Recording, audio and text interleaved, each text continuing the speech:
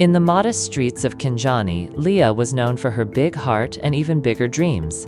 She was a medical student, brilliant but broke. Her parents had died young, and her uncle, who raised her, barely had enough for school fees. Still, she managed to stay afloat, until she met David. David was charming, smart, and ambitious, but he had nothing: no job, no school fees, no hope.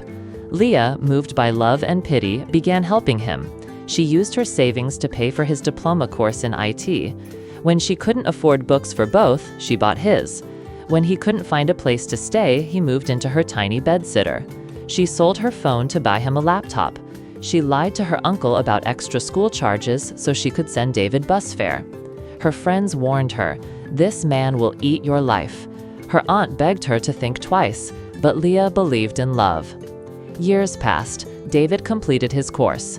Through Leah's network, he got a job with a rising tech company. He started earning. A car came, then an apartment, then designer clothes and expensive cologne. Leah was still studying, now in her final year. She'd return home to a man who barely noticed her. No more long talks, no more warm hugs. One evening, she found a receipt for a diamond bracelet, but it wasn't hers. The truth hit her like cold rain. David was cheating. The girl? Maya, 22, Instagram model. She called herself a luxury babe. David called her my peace. He moved out 2 weeks later, left Leah with nothing but bills, heartbreak, and an eviction notice. He married Maya 6 months later in a flashy wedding held at a private golf club. Social media couldn't stop talking. 5 years later, David had changed. The confident man became paranoid, withdrawn, and broke. Maya had drained him. Credit card debts, clubbing, a fake pregnancy, then a real child with another man. The tech company fired him after a scandal involving stolen funds. He took the fall for her. When she left, she took everything: car, house, even his laptop. Now jobless and mocked, David was forced to move back to the one place he never thought he'd return: his mother's house in the village. One rainy afternoon, he boarded a dusty bus back to Kinjani. He wore the same shoes Leah had once bought him on their anniversary.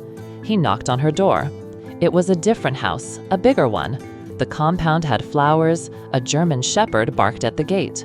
Leah opened. She looked radiant, confident. Behind her, a toddler laughed, and a tall man stepped out of the kitchen with an apron. "David?" she asked, surprised but calm. "I just wanted to say I'm sorry," he mumbled. She looked at him, really looked. The man who once had it all, now empty.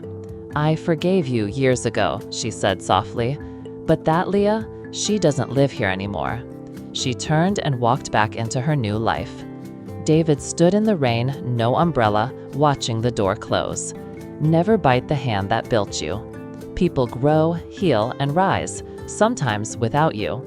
Betrayal may win the moment, but time always tells the full story.